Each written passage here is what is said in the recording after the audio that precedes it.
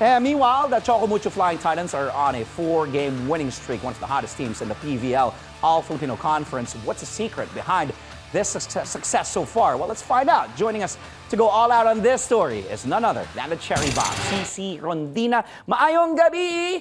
CC, dagang salamat. Welcome back to the show. Good evening po. Ang gabi eh. See, unahin ko na yung game nyo nung the other day, nung November 7. So that was nung Tuesday sa Phil Sports. No problem. Straight sets.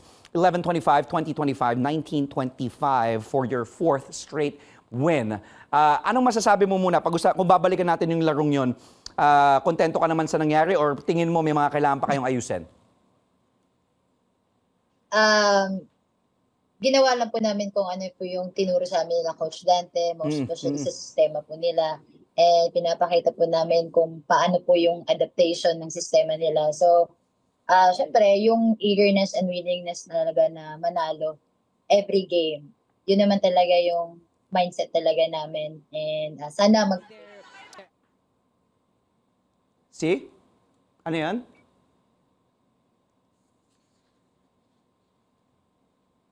CC? Yes? Ayun. Ano sabi mo? Sana magtuloy-tuloy? Yung ba yung sabi mo? Sana magtuloy-tuloy. Naputol lang dun sa dulo eh. See, natalo kayo ng Creamline dun sa una yung laro. And then, after nun, kasi diba sabi ng mga fans, grabe, lakas pa rin ng Creamline, defending champs, ganyan. Tapos nagsunod-sunod kayo, 4 straight wins para sa Choco Mucho Flying Titans. Ano sa palagay mong nangyari dun? Yung pagkatapos ng talo na yun, nagsunod-sunod, ano yung nagbago? Ako, aminado naman talaga ako nung game namin sa line. Ako talaga yung nawala. Pero, personally, inuna ko talagang trinabaho yung kung saan talaga ako weakness. Kung saan talaga yung weakness ko, which is yung receiver. And, ayun, good thing, they helped me and maganda yung ano namin, kumbaga ba, nagtutulungan talaga kami ngayon and syempre kakapasok ko lang dito sa Choco Mucho and maganda yung ano namin kumbaga ba give and take yung mga nangyayari and syempre trabaho pa rin back to the drawing board and ganun lang sistema pa rin and programa pa rin yung masusunod. Ganda naman ang depensa mo din. 16 points top scorer ka nung isang araw against Next Led. Pero nagkaroon ka din pala ng 12 excellent digs in that one and 7 excellent receptions. So magandang pinakita mo na depensa doon. Kung pag-uusapan natin yung strengths nitong Choco Mucho, alam natin, malakas kayo eh. Diyan si Molde, nandyan ikaw, nandyan of course, setter nyo, si Dina Wong had 20 excellent sets in that match. You have Aduque Gonzania coming off the bench. You have Nunag. You have Kat Tolentino there. Madi Madaya. Malakas tong Choco Mucho, of course, Bea de Leon. Pero ano sa tingin mo yung magiging, yung pwede nyong pag-usayan pa or yung kumbaga best strength nitong Choco Mucho para magtuloy-tuloy? Kasi mabigat din yung schedule nyo, yung mga susunod na games nyo. Yung sabi nga po sa amin ni Coach Dante, kung sino man yung ipasok, may tiwala siya and alam niyang magtatrabaho.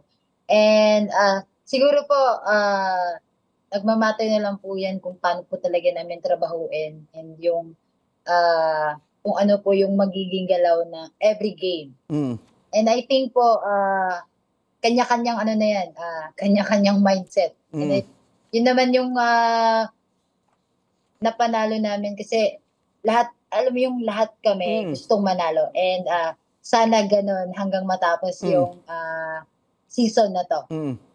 Kasi maganda yung kakalabasan talaga every time na ganun yung mga nangyayari. Kamusta si Coach Dante so far? Dahil alam naman natin first time niyang mag-take over dito sa Choco Mucho. Pero kamusta si Coach Dante Alensunurin as a head coach ng Choco Mucho? Well, so far so good. 4 straight wins. Sobrang chill lang niya. Like, relax sabi ko lang, nga sa mga kasama ko, first time kong maka-coach na, alam mo yun, parang walang problema. Like, sobrang kalma pa rin kahit may problema na ganito, ganyan.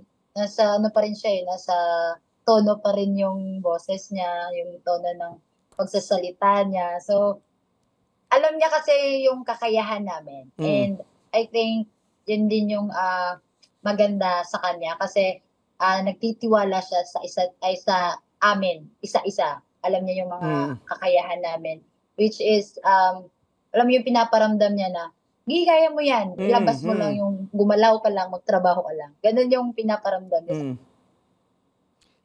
Anong gusto mo sabihin sa lahat ng mga fans ng Choco Mucho, sa PVL fans, dahil kailangan pa ng suporta dahil mabibigat, na banggit ko nga, makakalaban nyo pang F2 sa November 21, may PLDT pa, kari ang next game nyo, may Petrogas. It's gonna be still a long season para sa Choco Mucho. Pero anong gusto mo sabihin sa lahat ng mga fans nyo?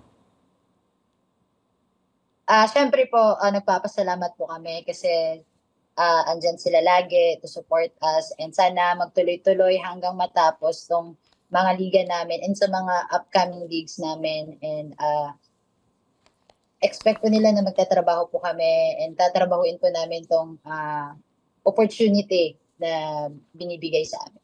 Maraming salamat sa pag-guest ulit. Thank you so Daghang much salamat po. sa'yo. Regards kay CJ ha, pagaling siya, CJ Flores ha. Thank you mabuhay kayo. And ang Choco Mucho, good luck the rest of the way. Again, that was the Cherry Bomb, one and only CC Rondina of the Choco Mucho Flying Tigers, one of the hottest teams in the PVL, winning 4 straight games. From the Terraflex, let's go!